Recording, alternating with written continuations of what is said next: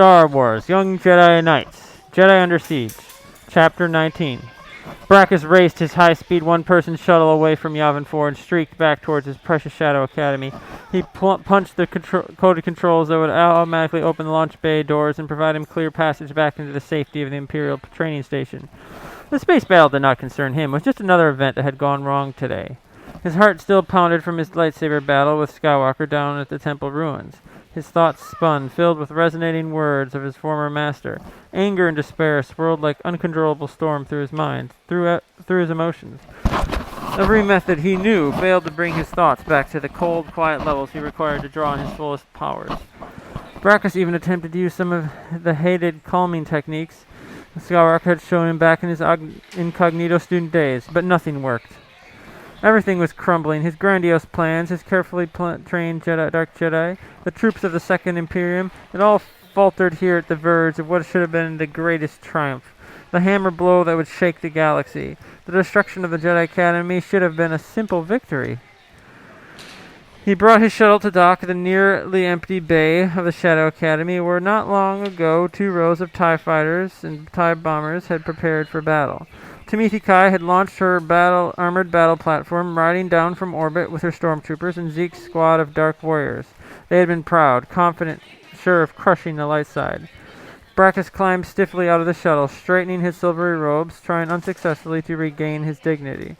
Not wanting to be without a Jedi blade, he armed himself from a weapons alcove in the wall with another of the mass-produced lightsabers. But how could he defend himself? He had seen Timothy Kai's battle platform plunge into the river, a flaming hunk of molten slag. Zeke's Dark Jedi had been routed, the TIE fighter squadrons mostly destroyed, and now Brackus watched the Second Imperium's powerful new fleet being trounced by rebel battleships that had appeared out of nowhere and somehow deactivated the Imperial shields.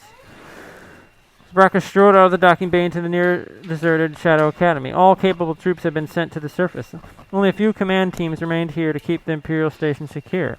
The sterile corridors should have been hosting a victory celebration, but instead this place seemed like a tomb, an abandoned derelict. The Emperor must find some way to save them, Brackus told himself, to turn the tide of the battle so that the Second Imperium could rule the galaxy after all. Palpatine had cheated death, not once, but twice.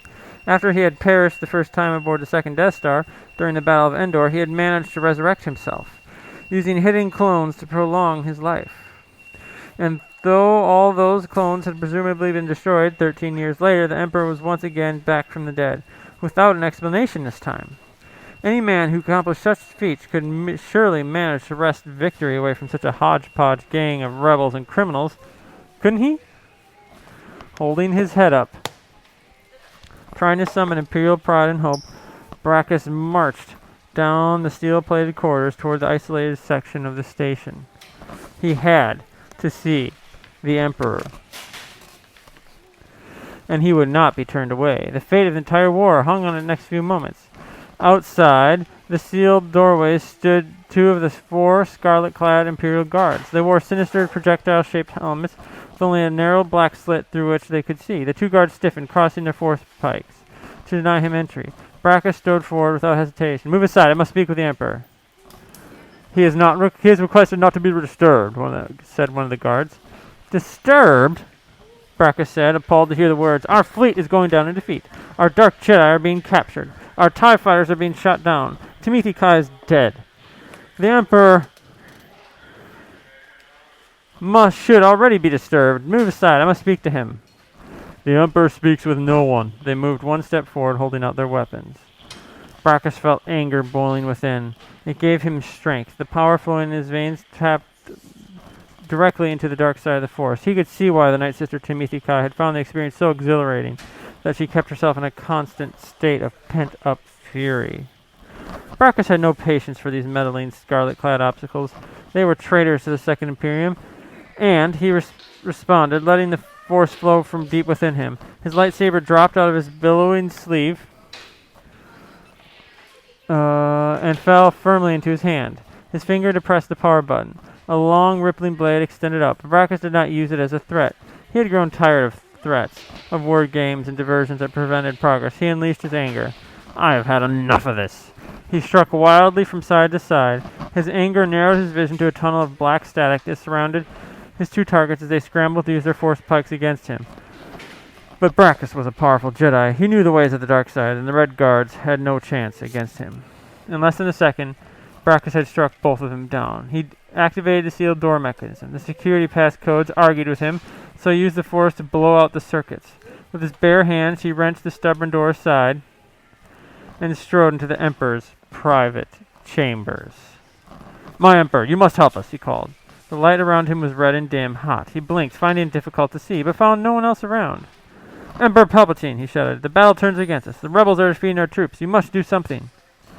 His words echoed back at him, but he heard nothing else. No response, no movement. He pushed into another room, only to find it filled with a black-walled isolation chamber, its armored door sealed shut, its side panels held in place with heavy, burnished rivets. This was the enclosed compartment the Red Guards had moved from the special Imperial shuttle. Busy worker droids had lifted the heavy container out of the shuttle's hold and carried it here.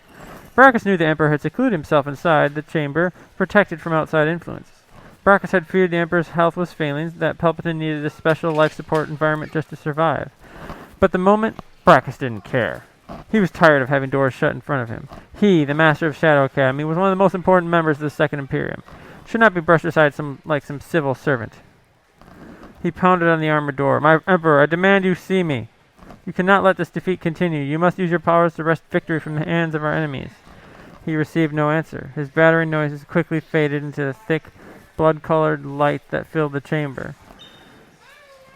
Brachus's heart froze into a chunk of ice, like a lost comet from the fringes of a solar system. If the Emperor had forsaken them, they were lost already. The battle had turned against the Second Imperium, and Brachus had nothing more to lose. He switched on his lightsaber again, held the thrumming weapon, and struck. The energy blade sparked and flared as it cut through the thick armor plating. Nothing, not even Mandalorian iron or Durasteel blast sheeting, could resist the onslaught of a Jedi lightsaber. He sliced through the hinges. Molten metal steamed and ran in silvery rivulets down the side of the door. He chopped again, hacking out an entrance, tearing open a wall like a labor droid dismantling a cargo container. He stepped inside as a thick chunk of armor plate fell to the deck with a deafening clang. Brachus stood, waiting, frozen with indecision. As the smoke cleared, he held his lightsaber up and finally stepped inside. He stared in disbelief. He saw no Emperor, no plush living quarters, not even any complicated medical apparatus to keep their old ruler alive. Instead, he found a sham. A third Red Guard sat in a complex control chair surrounded on three sides by computer monitors and controls. Brachus saw a library display of holographic video clips taken over the course of the Emperor's career. The rise of Senator Palpatine, the New Order, early attempts to crush the rebellion, recorded speeches and memos, practically every word Palpatine had spoken in public, plus many private messages. Powerful holographic generators assembled the clips and manufactured lifelike three-dimensional images. Brachus stared in horror as it began to make sense to him. The Red Guard lurched to his feet, scarlet robes flowing around him. "You may not enter here." "Where is the Emperor?" Brachus said, but as he looked around he already knew the answer. "There is no Emperor, is there? It's all been a hoax, a pitiful bid for power." "Yes," the Rebel Guard said, "and you have played your part well. The Emperor did indeed die many years ago, when his last clone was destroyed.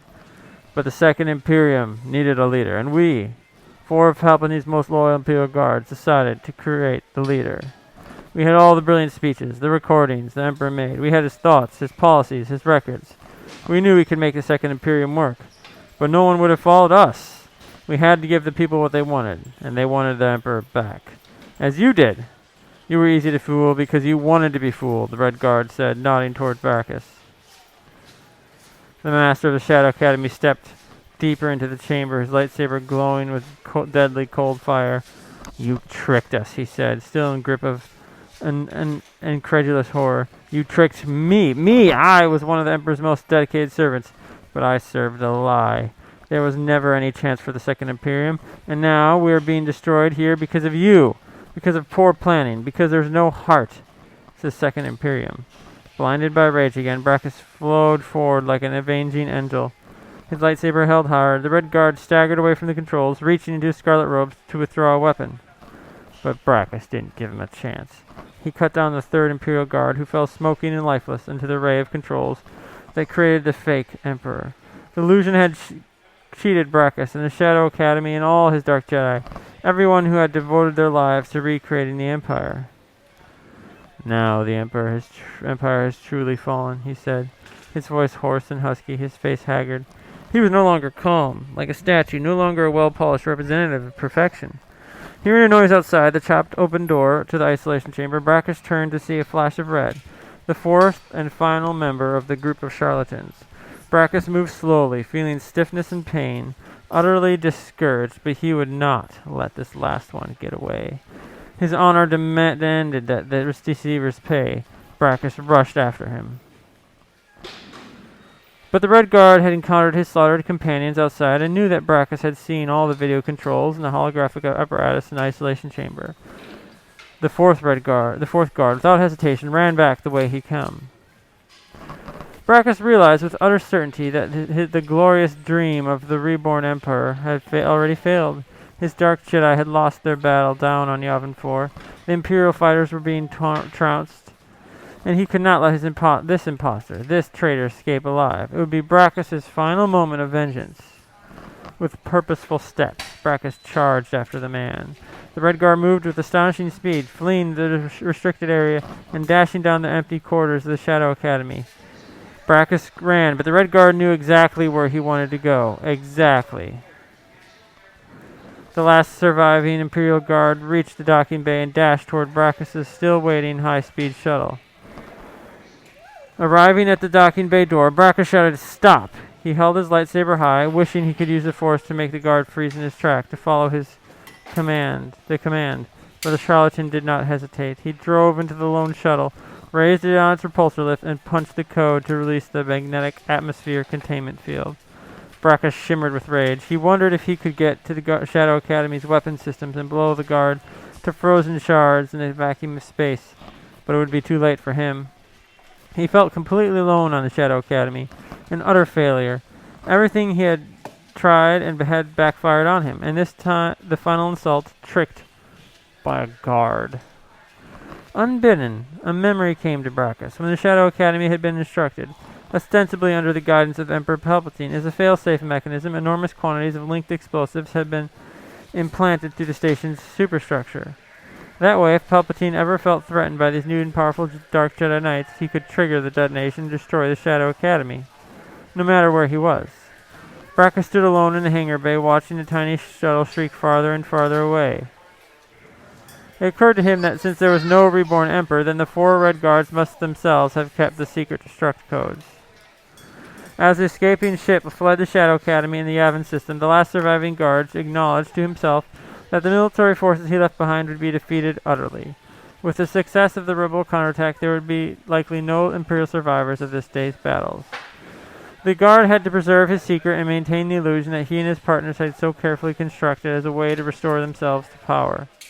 He could not afford to leave the Shadow Academy intact if he hoped to cover his tracks.